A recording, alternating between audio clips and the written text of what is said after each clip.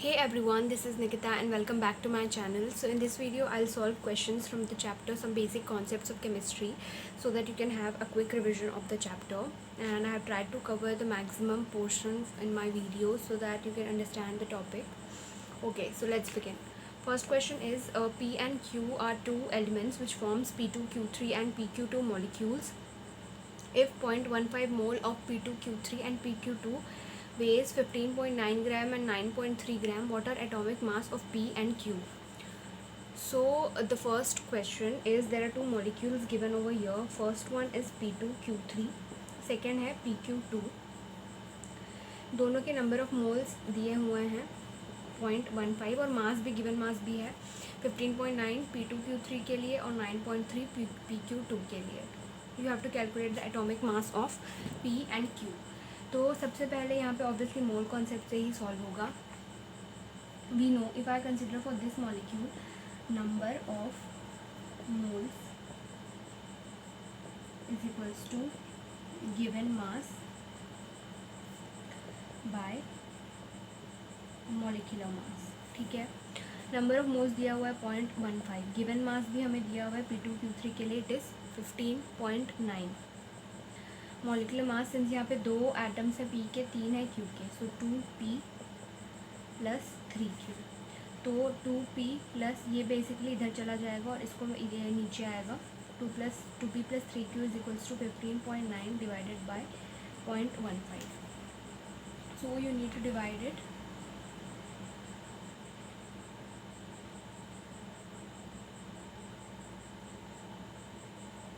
(15.9 divided by 0.15).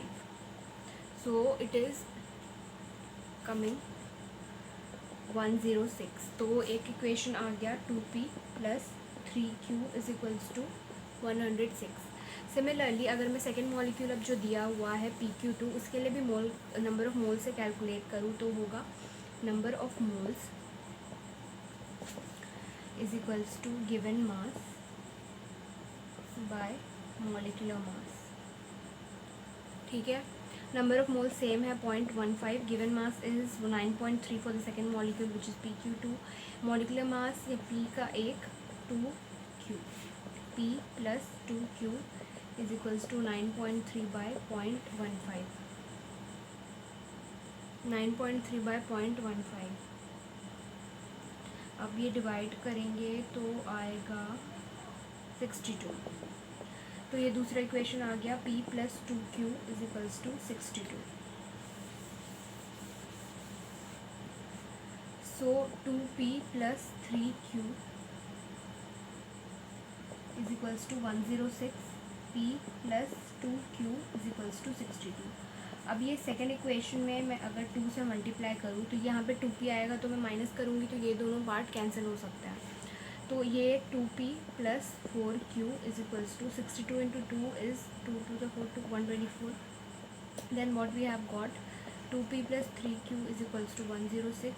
2P plus 4Q is equals to 124. Okay,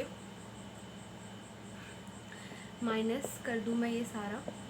minus Q is equals to 124 minus 106 18. तो Q का atomic mass कितना आ गया 18. Now एक value आ गई, you can put the value Q in any one of the equation, calculate the atomic mass of P. So यहाँ पे Q का आया 18, तो P plus 2 18 36 is equals to 62. P is equals to 62 minus 36, तो ये आएगा 62 माइनस 36 26. तो P का आ गया 26. So atomic mass of P is 26 and that of Q is 18. Okay, so this was the first question. Next, how many molecules are there in 5.23 gram of glucose? तो आपको number of molecules calculate करना है in 5.23 gram of glucose. ये second question है. तो glucose का सबसे पहले फॉर्मूला लिख लेते हैं C6H12O6. ठीक है, अब हमें पता है इसमें भी ऑब्वियसली मोल कॉन्सेप्ट से ही सॉल्व होगा. कैसे भी नो कि 1 मोल या फिर किसी भी कंपाउंड या मॉलिक्यूल दिया है उसके मास में ऑब्वियसली जो उसका मॉलिक्यूलर मास है या कोई एटॉमिक मास है उसमें कितने हमेशा नंबर ऑफ एटम्स या मॉलिक्यूल्स या आयंस होते हैं हमेशा उसके एवोगैड्रो नंबर के इक्वल. मतलब कि 6.022 इंटू 10⁻23 एटम्स और मॉलिक्यूल्स और आयन्स और फॉर्मूला यूनिट्स ऑफ सब्सटेंस। तो सिमिलरली अगर हमें ग्लूकोज मॉलिक्यूल दिया हुआ है तो इसका जो मॉलिक्यूलर मास होगा, मतलब कि वो कैलकुलेट करके फॉर एग्जांपल कोई वैल्यू आई एक्स, तो x ग्राम में कितने मॉलिक्यूल्स होंगे, ऑब्वियसली एवोगैड्रो नंबर के बराबर। तो सबसे पहले मैं इसका मास कैलकुलेट कर लेती हूँ, ठीक है। 12 into 6 plus 12 into 1 plus 16 into 6, okay. This is 72 plus 12 plus 96।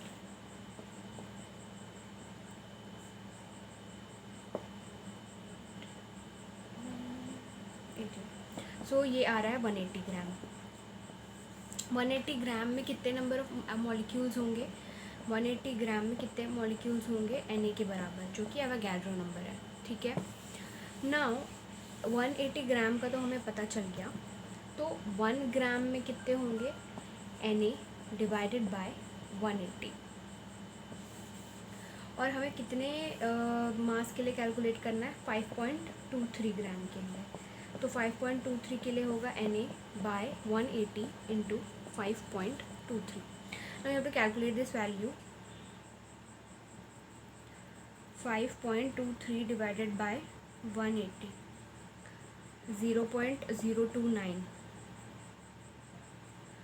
0.029 Na, इतने मॉलिक्यूल्स होंगे 5.23 ग्राम में। अगर मैं उसे और सिंप्लीफाई करूँ, 0.029 इंटू 6.02 इंटू 10⁻23, 0.029 इंटू 6.02, तो ये आ रहा है 0.1745 इंटू 10⁻23 मॉलिक्यूल्स।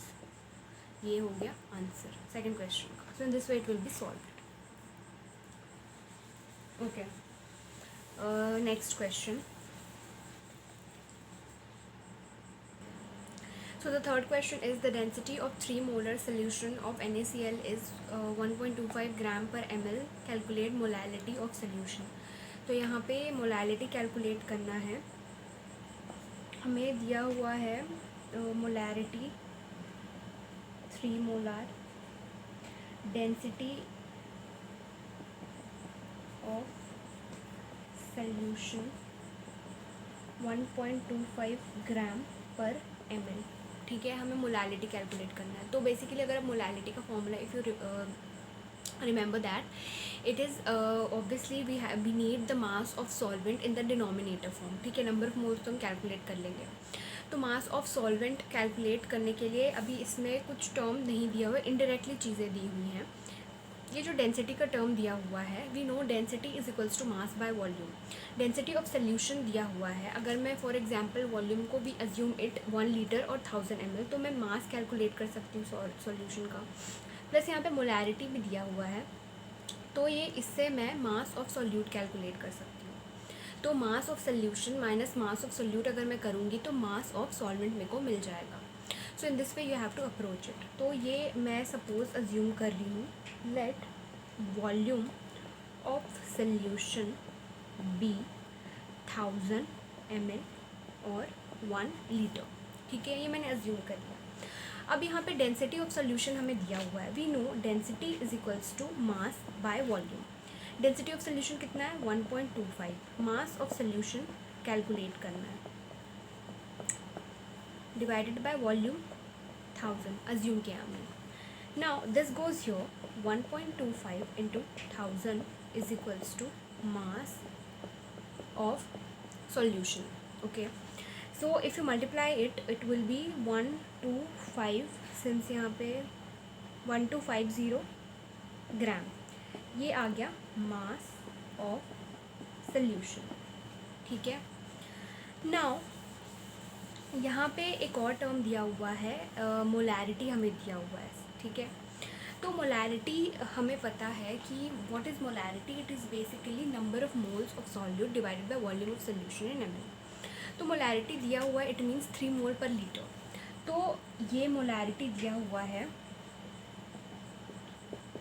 तो मैं मास ऑफ सॉल्यूट कैलकुलेट कर सकती हूँ। कैसे कैलकुलेट करूँगी, मैंने क्या बोला, वॉल्यूम 1 लीटर है।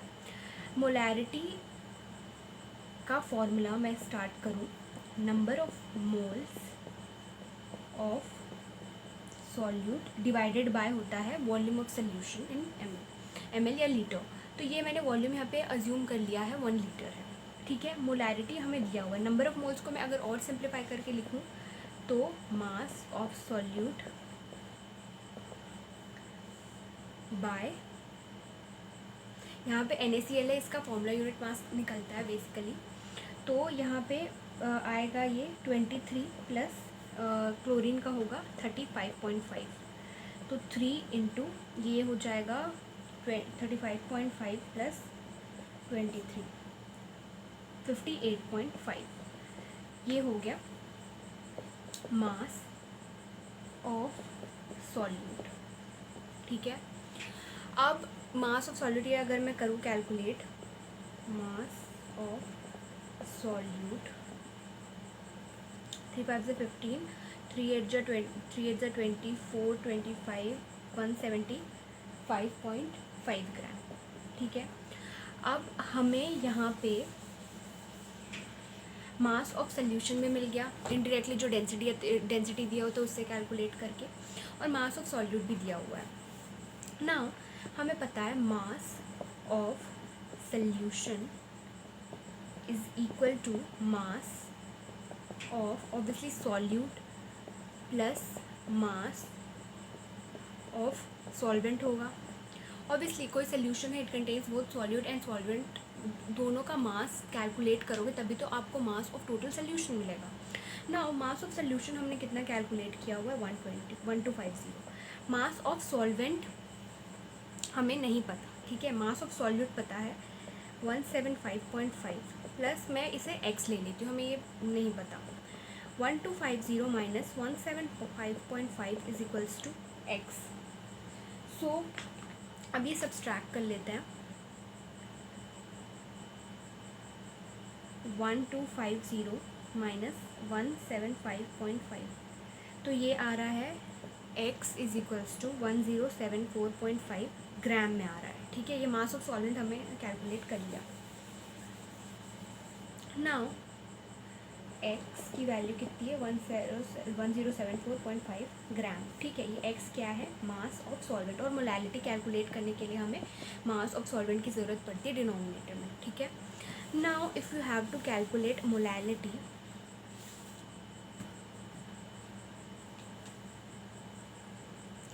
molality is represented by small m, number of moles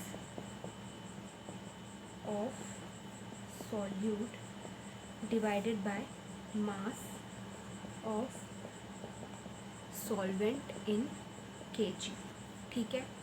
number of moles को मैं मास बाय मॉलिकुलर मास, यहाँ पे फॉर्मूला यूनिट मास है, सिंस NaCl है वो 3D स्ट्रक्चर होता है उसका।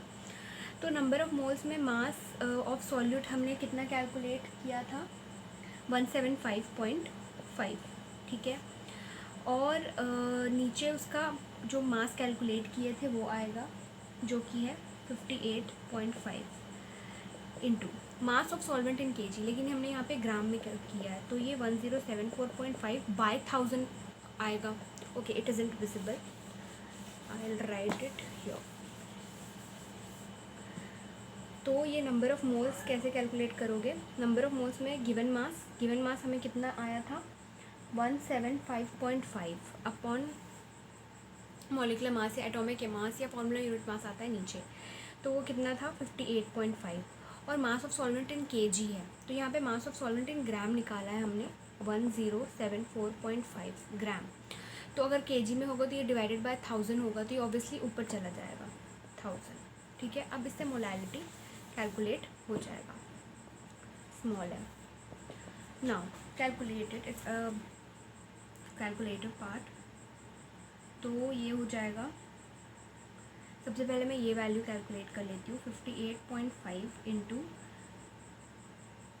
1074.5, तो ये सबसे पहले 17755 डिवाइडेड बाय 62858.2, तो 17550 डिवाइडेड बाय 62858.2 858.2, तो ये आ रहा है 2.791. So this is the molality. This is the answer. In this way it will be calculated. It was a little lengthy. तो यहाँ पे molality के मैंने actually questions कराए नहीं थे. I haven't solved even a single question of molarity or molality. So this was this question. ये NCERT का question है. तो in this way it will be solved. Okay. Next question. A solution is prepared by adding 2 gram of substance A to 18 gram of water. Calculate mass percentage of solute. ये बहुत easy question है. You just have to put the formula. तो यहाँ पे substance का mass कितना दिया हुआ है 2 gram. Mass of solvent है 18 gram. You have to calculate the mass percentage of solute. So mass percentage is calculated as, this is fourth question, mass of solute by mass of solution, which is solute plus solvent, into 100. ठीक है. mass of solute जो substance है वो है 2, solution 18 plus 2 20 into 100.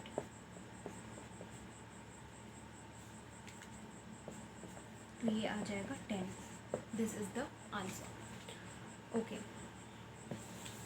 So this was the fourth question. It was easy. You just had to put the formula. So the next question is 500 ml of 0.25 molar Na2SO4 is added to an aqueous solution of 15 gram of BaCl2, resulting in formation of white precipitate of insoluble barium sulfate. How many moles and gram of barium sulfate are formed? तो ये यहाँ पे तो सबसे पहले reaction हम लिखेंगे and you have to calculate the moles and gram of barium sulphate form. और ऑब्वियसली आप जब केमिकल इक्वेशन लिखोगे it should be obviously balanced and then only you need to proceed with the further steps. It's very essential and crucial for you to understand that. तो वो ये fifth question है. तो reaction किसके किसके बीच में है? BaCl2 plus Na2SO4. It gives BaSO4 plus NaCl. अब हमें सबसे पहले इक्वेशन को बैलेंस करना है. So barium is 1, chlorine is 2 and या so this will be 2. Now it becomes balanced. Now BaCl2 का 1 मोल है, Na2SO4 का भी 1 मोल है. ओके.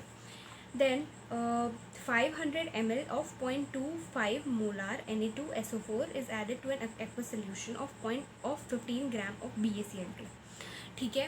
तो सबसे पहले यहाँ पे हमें एक चीज़ दी हुई है कि 500 ml of 0.25 molar Na2SO4 solution.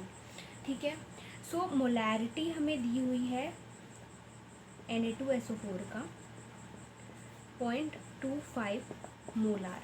ठीक है. That means there are 0.25 moles in 1000 ml solution. इसका मतलब यही होता है.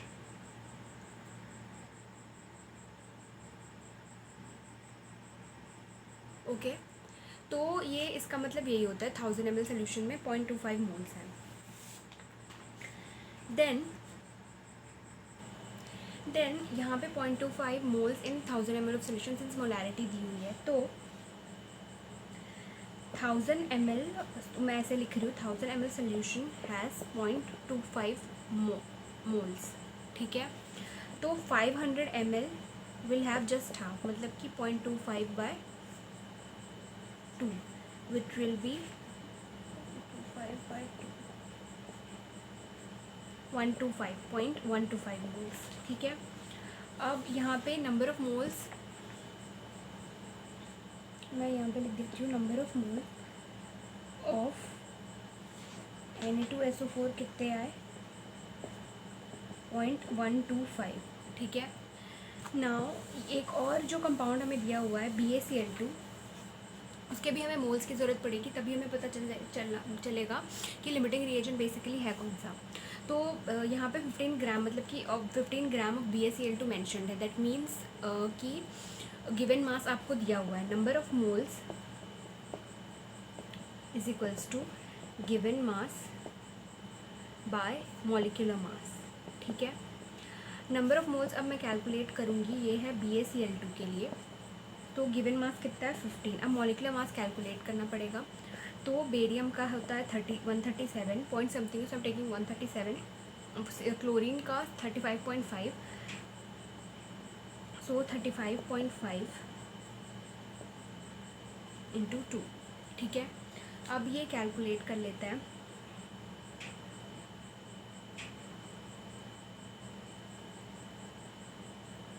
Thirty 5.5 into 2, this is 71 and 137 plus 71, so it is 208, 15 by 208, 15 by 208, so it will be 0.0721। ये मोल्स कितने आ गए BaCl2 के। नाउ BaCl2 के नंबर ऑफ मोल्स कितने आ गए 0.0721। ठीक है, इजंट विजिबल, सो यहाँ पे मैं लिख देती हूँ number of moles of BaCl2 कितने आए 0.0721। ठीक है, अब हमने मोल्स कैलकुलेट कर लिए दोनों के लिए। तो अब ये अगर आप इक्वेशन देखोगे 1 मोल BaCl2 is reacting with 1 mole Na2SO4। ठीक है, या फिर 1 mole Na2SO4 is reacting with, I'm writing it the other way, 1 mole BaCl2। ठीक है, तो 0.125 मोल्स जो हमने कैलकुलेट किया है कितने 1.125 मोल Na2SO4 कितने मोल BaCl2 के साथ रिएक्ट करेगा 0.125 मोल BaCl2 के साथ। ठीक है, तो यहाँ पे आप देखोगे कि जो नंबर ऑफ मोल्स यहाँ पे हमें जो चाहिए वो ज़्यादा है जितने की अवेलेबल है उससे, मतलब कि BaCl2 जो है वो होगा लिमिटिंग रिएजेंट।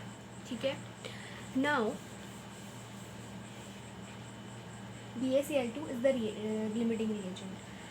1 मोल BaCl2 गिव्स 1 मोल BaSO4।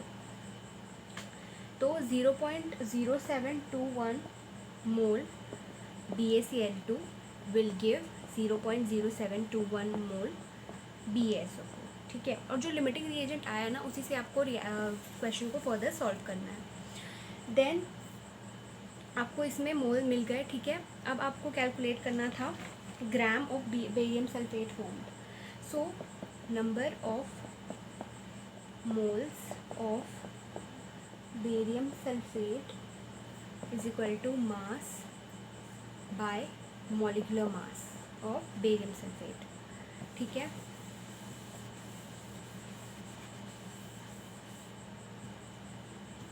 तो यहाँ पे नंबर ऑफ मोल्स n की वैल्यू कितनी है 0.0721।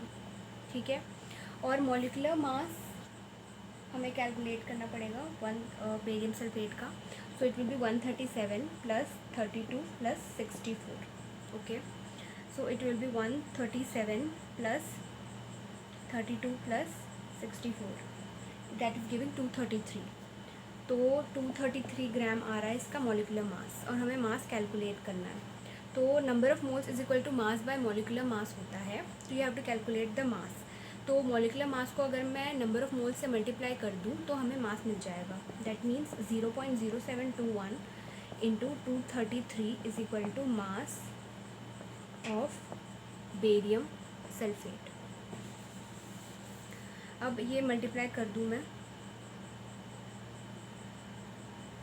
0.0721 into 233, so it is giving 16.799 gram. This is the mass of barium sulfate. Okay, so in this way it will be solved. It was a little lengthy but you need to have patience while solving it. So these were few questions which I have solved, और ये limiting reagent का question था। तो सबसे पहले आप number of moles calculate कर लो, then see which one is the limiting reagent. Obviously जो less amount में present है that will be the limiting reagent, and accordingly you have to proceed. Okay, so that was all about this video where I've solved few questions from the chapter Some Basic Concepts of Chemistry. I hope this topic was clear to you, and if you found this video fruitful in to you in some sort of way, please do like, share and subscribe, and keep supporting, and thank you for watching.